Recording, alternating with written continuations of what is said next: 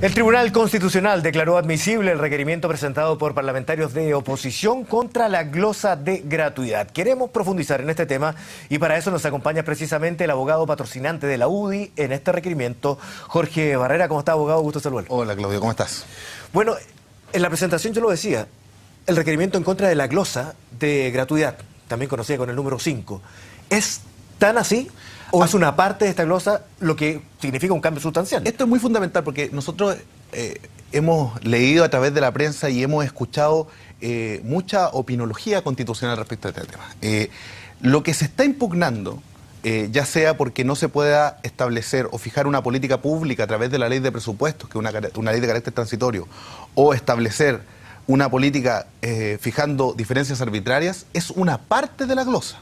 No es la glosa completa y es solamente aquella parte que tiende a regular un nuevo marco respecto del financiamiento de la educación superior. Te explico lo siguiente. La glosa establece que los beneficiarios de la gratuidad tienen que ser chilenos, tienen que formar parte de los 5 primeros deciles, no tienen que tener título profesional al momento de obtener este beneficio, etcétera. Eso queda intacto, al igual que la asignación. A ver, pero queda intacto la asignación en el monto, más estas características. Y por lo tanto, el universo de la población que podría ser beneficiado. Exactamente. Por tanto, el problema aquí se han hablado muchas cosas. ¿Eso queda como amarra para el gobierno? Principalmente porque el conflicto constitucional se fijó respecto de los requisitos que se establecían a las instituciones elegibles. Esto es las universidades del CRUCH, universidades privadas, centros de formación técnica e institutos profesionales, y respecto de la forma de cómo se regulaba esta nueva política pública, fijando aranceles regulados, estableciendo matrículas topes de un 2,7%,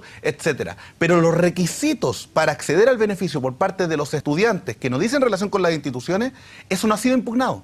Y por lo tanto, eso está pendiente de que se resuelva el Tribunal Constitucional, pero eso no va a ser modificado. Por tanto, el problema lo tiene directamente el gobierno en caso de que se acoja este requerimiento por parte del Tribunal Constitucional. Ahora, eso yo le preguntaba, ¿deja amarrado efectivamente al gobierno o tiene caminos como para salir de eso? Porque lo que se ha informado tras la presentación de este requerimiento es que el camino a seguir podría ser solamente aplicarle la gratuidad a aquellas universidades que están dentro del CRUCH.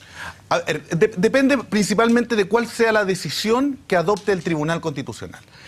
Aquí existen 2 impugnaciones de mérito. La primera dice relación con que establecer una política pública como la gratuidad en la ley de presupuesto excede el contenido constitucional y específico y restringido de la ley de presupuesto. Eso es lo primero, y que atenta por lo tanto contra las ideas matrices del proyecto. Y la segunda es respecto de que las condiciones que se establecen a las instituciones de educación superior son discriminatorias, principalmente porque a las instituciones del Consejo Rector no se les pide ninguna condición, ningún requisito extra, y a las otras instituciones se les exigen requisitos que ni siquiera son cumplidos por las instituciones del CRUCH. Vamos a entrar eso en detalle para que la gente lo conozca, pero a mí el punto que me interesa especialmente, porque esto es información que venimos conociendo recién, ¿deja amarrado al gobierno en qué sentido? En el sentido en que ellos han señalado qué es lo que se pudo hacer porque no hay más plata, efectivamente, para el próximo año, para implementar esta gratuidad antes de que esté la ley que incluya la gratuidad de la educación universitaria. La ley especial del marco que regula el financiamiento de la educación superior. Correcto, ¿cierto?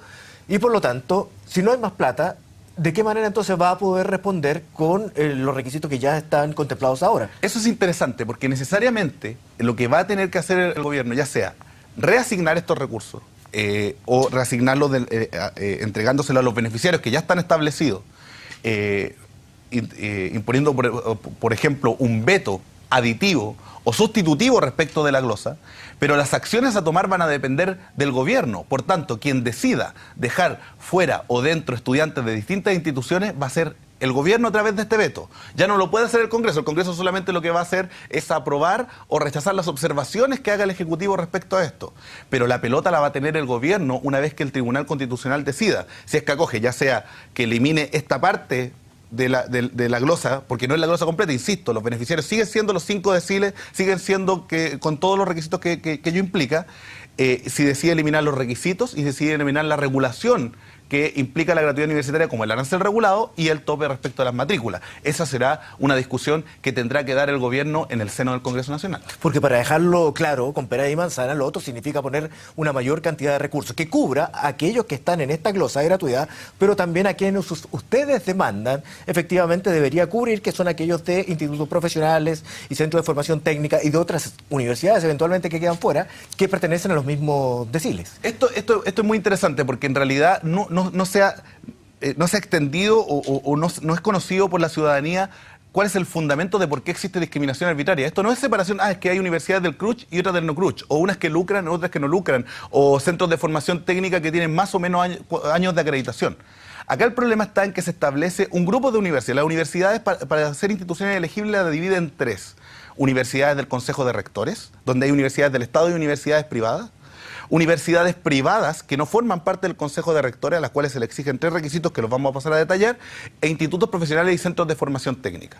Dentro de los requisitos que se le exige a estas universidades privadas que no forman parte del Consejo de Rectores está, primero, tener una acreditación institucional de 4 años o más. Existen 4 instituciones del CRUCH, hoy día, 3 estatales y una privada, que tienen una acreditación menor a ese tiempo, de 3 años. Por lo tanto, eso avalaría lo que ustedes señalan, que es una discriminación arbitraria porque se le exigen requisitos que no cumplen ni siquiera las otras instituciones. Claro, esto en cuanto a los requisitos y no necesariamente en dejar fuera a un número determinado de estudiantes. Exactamente. Ahora, siguiendo con los puntos, en segundo ¿qué pasa lugar, con el lucro? Esto es muy interesante porque se dice que no pueden, el requisito que se le pone a las universidades privadas que no forman parte del CRUCH es que no tengan participación en las corporaciones o fundaciones que son sostenedores de estas universidades como miembros, asociados o beneficiarios a personas jurídicas con fines de lucro.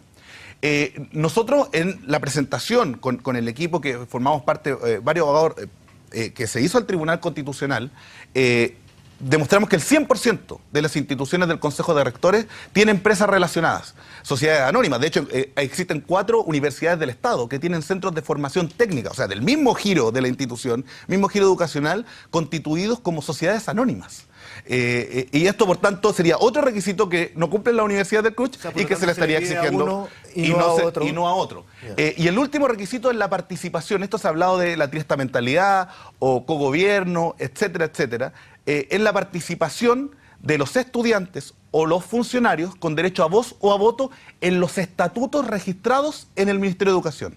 El problema está en que las universidades del Estado, los estatutos se tienen que modificar ya sea por ley o por un decreto por fuerza de ley. Por lo tanto, existen varias universidades del Estado que no cuentan con participación de parte de los estudiantes o funcionarios. Nuevamente... O pueden tenerla, pero no está en los estatutos. Pero no está en los estatutos. Y no estando en los estatutos, por tanto, no se cumple con el requisito. Entonces, todos decían, ustedes quieren eliminar estudiantes de este beneficio. No, todo lo contrario. Nosotros no decimos que el CRUCH entre a cumplir estos requisitos. Nosotros decimos, estos requisitos son arbitrarios. ¿Por qué? Porque se le exige a uno y no se le exige a otro solamente respecto del CRUCH por un criterio netamente histórico de la creación de universidades que estaban reconocidas o fueron creadas por ley antes del año 81. Ahora, entonces, el camino que puede tener el gobierno en el caso de que esto sea acogido por el Tribunal Constitucional, una cuestión que me imagino que ustedes dan por descontado con los argumentos que están presentando, es que tenga que retirarlo o vetar esta glosa o parte de ella. El veto puede ser de distintos tipos. Puede ser aditivo, puede ser sustitutivo, puede ser supresivo. No necesariamente significa retirar la glosa. Y eso va a tener que discutirlo. En cualquiera de los 3 casos, esta discusión vuelve al Congreso Nacional si es que quisiera hacerlo vía veto. Si es que quisiera hacerlo vía resignación, dejándolo ahí, el 50% de los estudiantes más vulnerables, sin ningún requisito de elegibilidad de instituciones, va a tener que hacerlo fortaleciendo el sistema de beca u otra medida adicional. Acá, ¿cuál es el tema? Se está ampliando el marco de estudiantes que puedan recibir el beneficio. Aquí hay 2 cosas que quede claro a la ciudadanía. Primero, no se está cuestionando la gratuidad. No estamos discutiendo constitucionalmente si hay gratuidad o no hay gratuidad. Es que yo te quiero preguntar por lo que ha señalado el gobierno, efectivamente, la posibilidad de que finalmente, y por qué tiene la potestad de asignarlo solamente a las universidades del CRUCH, que son las que reciben financiamiento estatal y lo pueden hacer de manera basal, ¿cierto? Y por lo tanto retirar esta glosa del... Lo que pasa es que para ello debería haberse eliminado la glosa completa, pero la glosa completa no está eliminada. y no está cuestionada ni está impugnante al Tribunal Constitucional.